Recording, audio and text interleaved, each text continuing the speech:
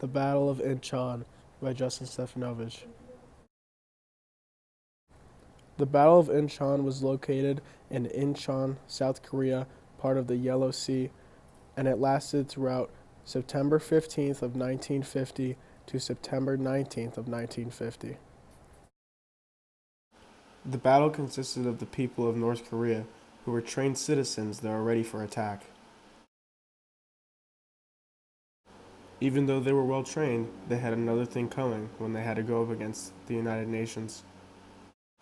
Prior to the attack on Inchon, the United Nations were only in the southern tip of the peninsula. This would later be shown as a distraction point, as troops would surround them up along the coast into Inchon.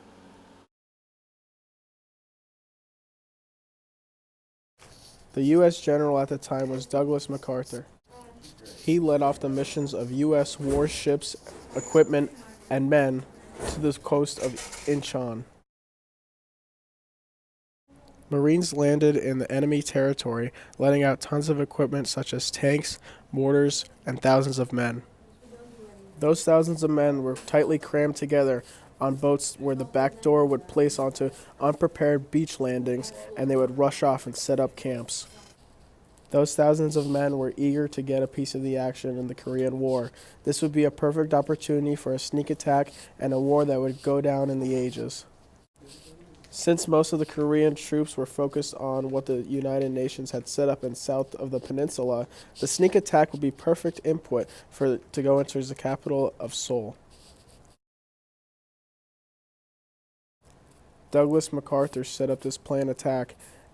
As you can see, hundreds of men are coming off of the boats at once, crashing on towards the beach, getting ready to set up their equipment.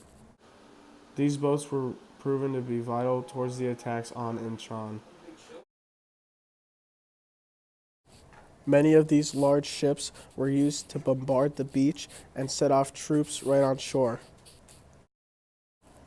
Dozens and dozens of vehicles and armored tanks were able to be pushed off into the water onto the beach to set up an attack for Inchon. As you can see in this picture, dozens of men rush equipment off onto the beach of Inchon. Transportation with these boats were very easy. All they would have to do is pull up on the beach and let off the thousands of troops. The equipment was easily taken off, and they were protected by machine guns. These boats were heavily armored and also secured by many men who were able to fire machine guns at rapid. This is an image of what the United Nations had at the time. All the North Korean troops falling down as MacArthur sees this is a perfect time for the strike on Inchon. The U.S. were led by General George MacArthur, who was a 5-star general and helped out with the rest of World War II. He was an icon back home, spreading out war information through the theaters, and they would even have short stories before movies that would have him speaking. Here's a picture of him with the president and another general on the right. MacArthur would rest on a U.S. warship that would fire off huge ammunition shells that would blow up enemy coming in around their U.S. Marines. Here's a picture of U.S. Marines rushing onto the beach after getting dropped off looking for a piece of the action.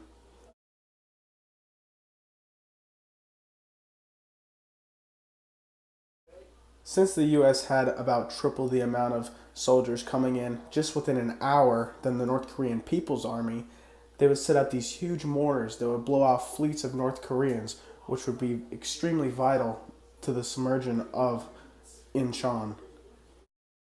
Here's an image of what one mortar shell could do. Even though they were at a slow pace, they would set up multiple mortars that would launch off severe attacks onto enemy soldiers.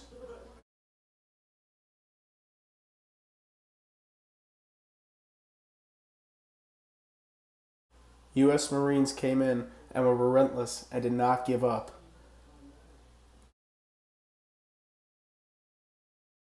Here is an image of U.S. Marines climbing over obstacles just to get to the enemy. They set up attacks and laid out huge amounts of devastation to the North Korean army people. This is an image of a U.S. general walking forward, setting up a game plan. Here is another one of U.S. soldiers just keeping that fight going and not giving up till the end. The 75,000 United Nations men and the 260 ship vessels were no match for the North Korean People's Army. Here is a recreational video of what the North Koreans had to deal with throughout the attacks from the United Nations. As you can see, it was very devastating.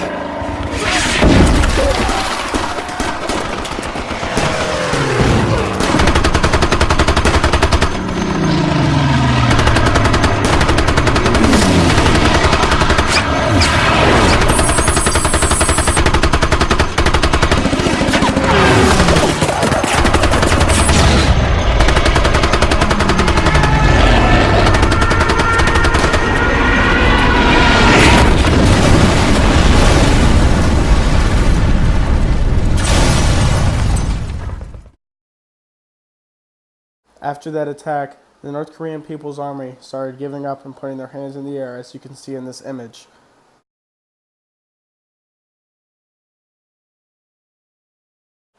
Now on the map, you can see that the United Nations has gained a tremendous amount of land in Korea, splitting it in half, which would soon to be North and South Korea. Years later, this 38th line right here, that will be the border along North and South Korea. But the United Nations keeps going. They keep going, and they won't stop. They move in on the capital, Seoul, and they keep spreading up north. The Battle of Inchon has proven to be a dramatic impact on the Korean War.